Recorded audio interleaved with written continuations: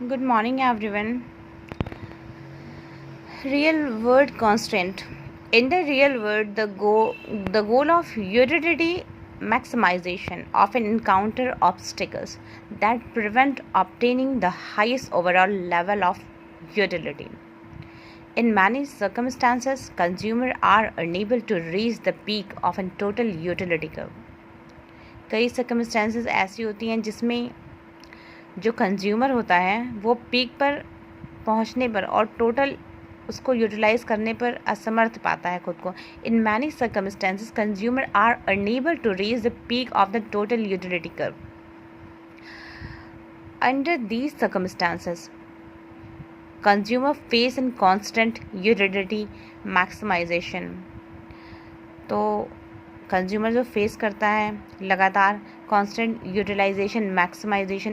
The constant could be a physical और legal. ये constant physical और लीगल कुछ भी हो सकते हैं. For example, Edgar might not be able to ride the monster loop death Planck roller coaster 6 times because a bolt of lightning struck the track destroying a large section.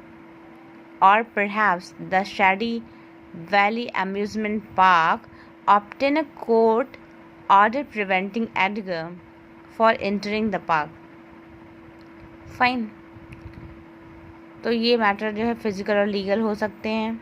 Example के लिए दिया हुआ है, however the constant facing most consumer most of the time are economic. तो जो constant face करते हैं, बाधाएं आती हैं, the most consumer are the time are economic, that is they have limited income. तो मेन बाधा जो आती है कि उनके पास लिमिटेड इनकम है, can not afford to buy as much as good as they want.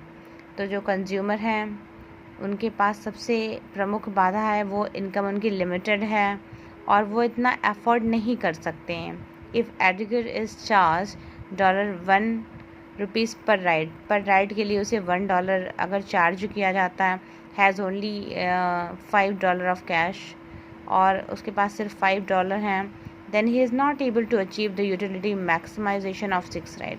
तो वो 6 राइड कैसे ले पाएगा क्योंकि उसके पास $5 ही हैं और 1 राइड के लिए उसे पर डॉलर चार्ज किया जाता है और उसके पास $5 कैश में है. तो यूटिलिटी मैक्सिमम यूटिलाइजेशन वो राइड्स का कैसे करेगा, जो राइड उसे लेनी है उसका मैक्सिमम यूटिलाइजेशन वो कैसे करेगा, नहीं कर पाएगा.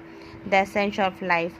तो सार क्या है लाइफ का, जीवन का सार क्या है.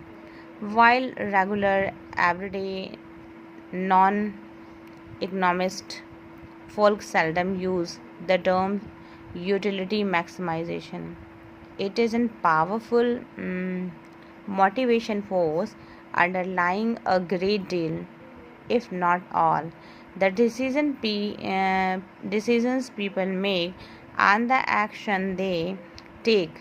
Again, make note of close connection between utility maximization, unlimited wants, जो उनकी unfulfilled और unlimited desires हैं. तो मैक्सिमम यूटिलाइजेशन कैसे होगा, अनलिमिटेड वॉन्ट्स हैं उनकी, अनलिमिटेड कमियां उनके पास हैं, अनलिमिटेड डिज़ायर्स हैं एंड नीड्स, उनके डिज़ायर अनलिमिटेड हैं. अब किसी भी व्यक्ति को देख सकते हैं कि किसी के पास अगर अनलिमिटेड डिज़ायर्स हैं, वो सैंडल्स ख़रीदना चाह रहा है और उस व्यक्ति को लग रहा है कि कम से कम 8 से 10 पेयर ऑफ शूज़ या सैंडल्स उसके पास होनी चाहिए. तो अगर उसके पास सबसे पहले तो लिमिटेड इनकम है, मनी का अभाव है, तो कैसे संभव होगा ये. तो ये चीज़ समझने की ज़रूरत. Again make a note of the close connection between the utility maximisation, unlimited wants होती है लोगों की, and the pervasive problem of scarcity. और जो प्रॉब्लम होती है वो स्कासिटी, कमी होती है. While Duncan might buy in freshly prepared hot momo, fudge, banarama, ice cream, surai because it just sounds tasty. तो उसे साउंड करता है टेस्टी वो. what is really trying to do is raise the utility of the level to its maximization. तो उसकी utility को maximum level तक उसको यूटिलाइज़ करना है। He is motivated to eat then hot foods to die because it adds the more to it utility total, क्योंकि वो add करता है इसकी टोटल यूटिलिटी को। And if it can add to his utility total then he is not an at the maximum. और अगर total use नहीं किया जाता है उसकी यूटिलिटी को तो टोटल मैक्सिमाइजेशन नहीं है। मैक्सिमम यूटिलाइजेशन उस किसी भी चीज़ का, किसी भी प्रोडक्ट का नहीं है। Utility measurement, a quantification of the satisfaction of wants and needs to achieve through the consumption of goods। Goods के कंजम्पशन के थ्रू क्वांटिफाई करना और नीड को सेटिस्फाई करना, उसकी वांट को सेटिस्फाई करना, और मैक्सिमम यूटिलाइजेशन किसी भी प्रोडक्ट का एंड सर्विसेज।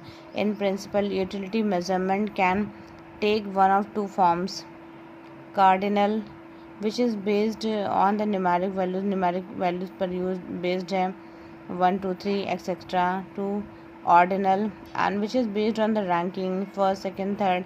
ये ordinal है जो कि ranking पर based है, while then hypothetical instructional analysis of utility relies on the cardinal utility।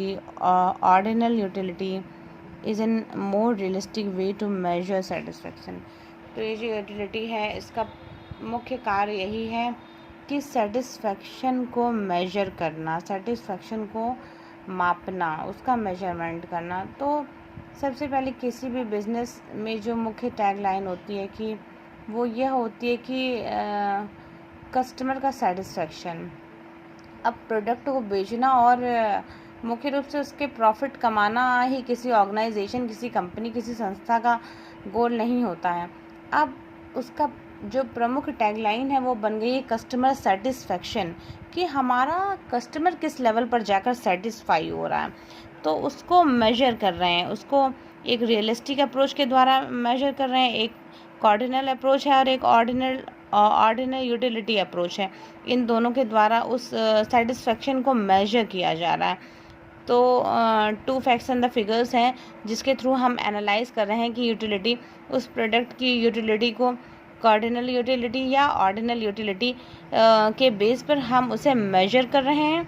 और मेन मुद्दा जो हमारा है वो सेटिस्फैक्शन को मेजर करना है कि हमारा कस्टमर किस हद तक सेटिस्फाई हो पा रहा है, क्या नए फीचर्स, क्या नई चीज़ें ऐड ऑन करने की ज़रूरत है जो हमारा कस्टमर सेटिस्फाई हो जाए उस प्रोडक्ट